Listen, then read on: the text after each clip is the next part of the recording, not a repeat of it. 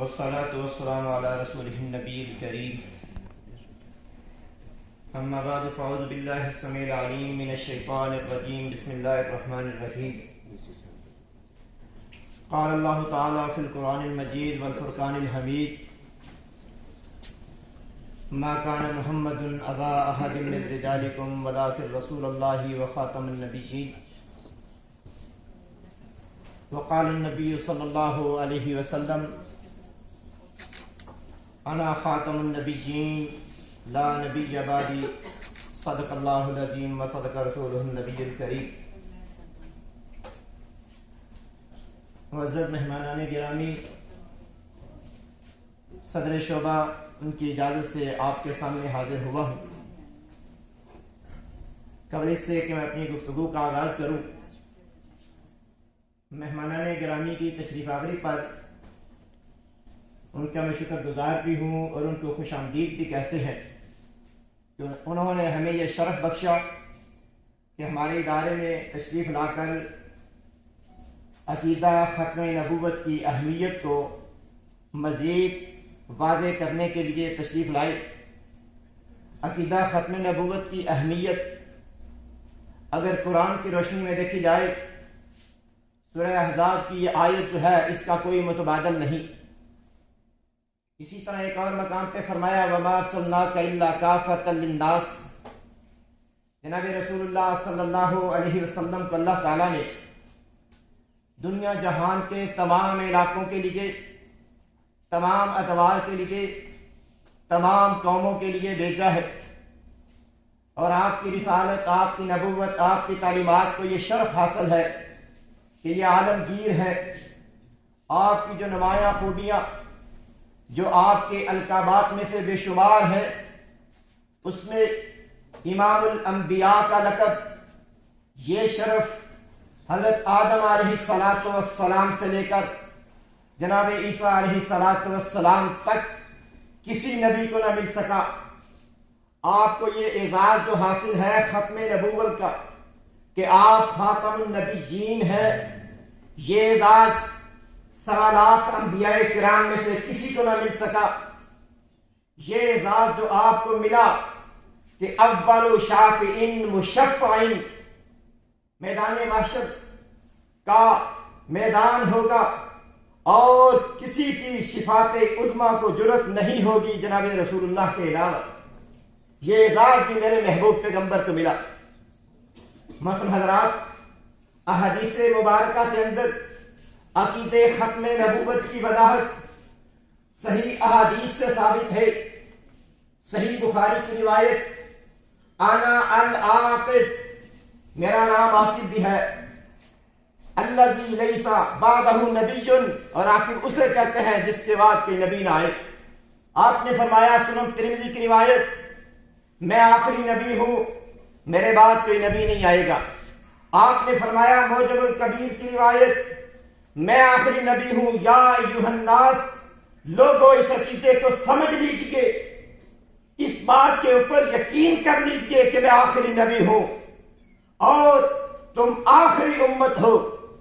سابقہ امتوں کا، سابقہ الہامی کتابوں کا، سابقہ انبیاء کی تعلیمات کا اگر بغور جائزہ لے، یہ جو شرف ہے کہ آپ علیہ السلام نے فرمایا میں آخری نبی ہوں، آپ سے پہلے 1.25 لاکھ انبیاء میں سے کسی نے یہ نہیں کہا کہ میں آخری نبی ہوں، بلکہ انہوں نے کہا آپ کو تورات اور زبور کے وہ الفاظ یاد ہوں گے کہ فرعون کی چوٹیوں پہ ایک ہستی تشریف لانے والی ہے جس کے ساتھ 10,000 نفوس قدسیہ ہوں گے۔ آپ کو جناب مسیح علیہ السلام کی وہ تعلیمات بھی یاد ہوں گی جو آپ نے کہا تھا کہ میرے بعد ایک نبی آنے والا ہے جس کا نام احمد ہے۔ لیکن جب جناب رسول اللہ کی باری آئی تو آپ نے کیا فرمایا؟ اگر میرے بعد کسی نے نبی ہونا ہوتا تو عمر بن خطاب نبی ہوتے، میرے بعد کوئی نبی نہیں ہے، اور سن لو تمہارے بعد کوئی امت بھی نہیں ہے۔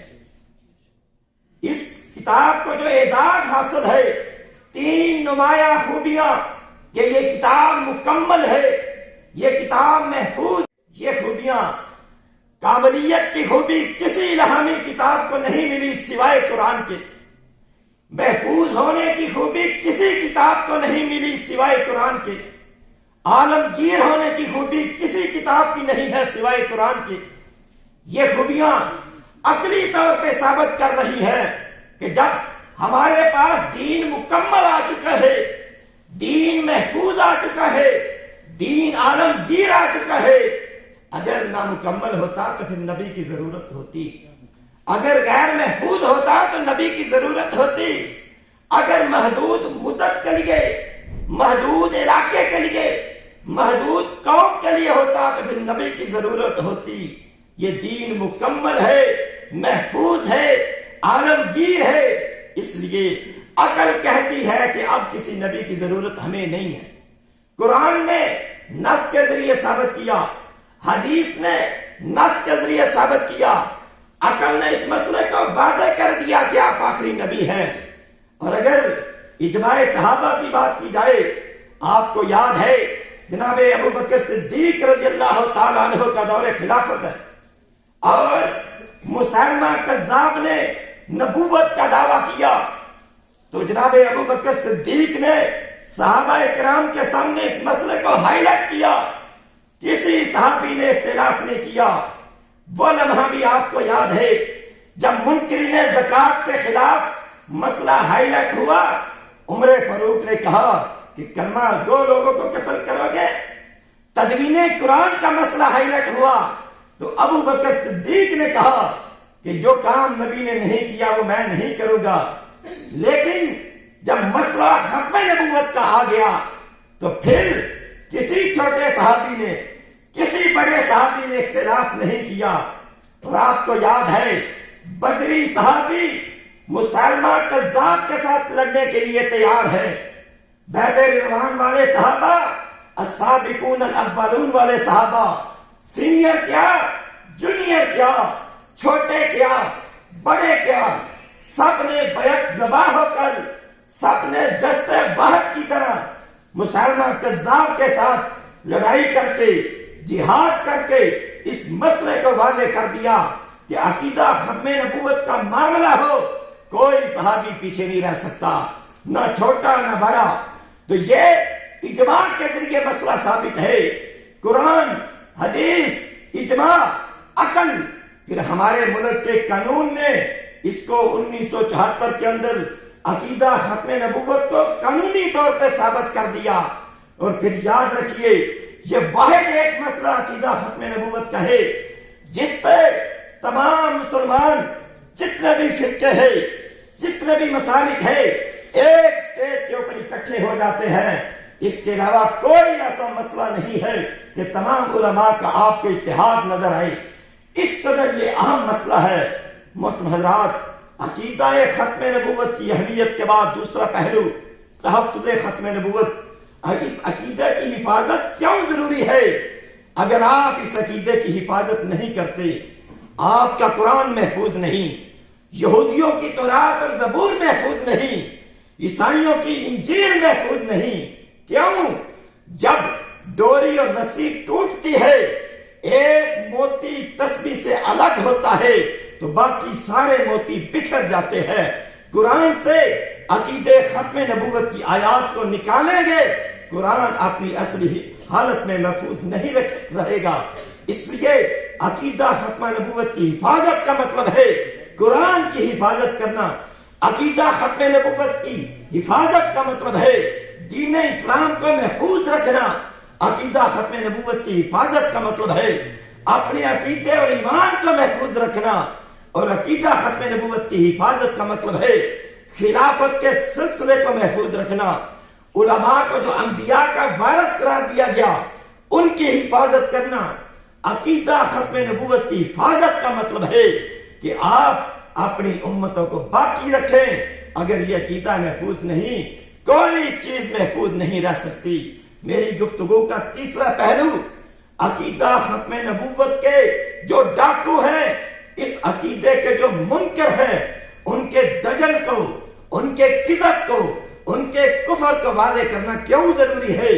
صحیح بخاری کی روایت ہے، میرے محبوب پیغمبر اس وقت تک قائم نہیں ہوگی جب تک 30 لوگ جو ہے نبوت کا دعویٰ نہ کریں، یقین جانیے وہ سارے کے سارے دجال ہوں گے، یقین رکھیے وہ سارے کے سارے کذاب ہوں گے۔ تو جناب رسول اللہ کا فرمان کہتا ہے لوگ دعویٰ کریں گے، اور ہم نے تاریخ کے اندر دیکھا کہ مسلمہ کذاب سے لے کے اور ہمارے مرزا غلام احمد قادیانی ملعون تک سب لوگوں نے جنہوں نے بھی نبوت کا دعویٰ کیا، اللہ ان پہ لعنتیں برسائے، اللہ تعالیٰ ان کے دجل کو لوگوں کے سامنے واضح کرے، اللہ تعالیٰ ان کے کذب بیانی کو واضح کرے۔ وہ تمام علماء کے نزدیک کافر ہے، کافر ہی نہیں بلکہ زندیق ہے، زندیق ہی نہیں بلکہ وہ ملعون ہے۔ محترم حضرات، عقیدہ ختم نبوت کی وضاحت، عقیدہ ختم نبوت اور اس کا تحفظ اور مدعیان نبوت کے دجل کو، کذب کو واضح کرنا میرا اور آپ کا قومی فریضہ ہی نہیں، میرا اور آپ کا ایمانی فریضہ ہے۔ جناب رسول اللہ صلی اللہ علیہ وسلم کے ساتھ محبت کا سب سے اہم تقاضا یہی ہے کہ ہم عقیدہ ختم نبوت کو سمجھیں، لوگوں کے سامنے عقیدہ ختم نبوت کے تحفظ کو سمجھایا جائے، اور مدعیان نبوت کے کذب کو، ان کے کفر کو، ان کے دجل کو، ان کی زندگیت کو لوگوں کے سامنے جو ہے آشکارا کیا جائے۔ انہی الفاظ کے ساتھ میں اپنی گفتگو کو ختم کرتا ہوں۔ اللہ تعالی ہمیں حقیقت کو سمجھنے کی توفیق عطا فرمائے، آمین۔ وما علیہ الا البلاغ۔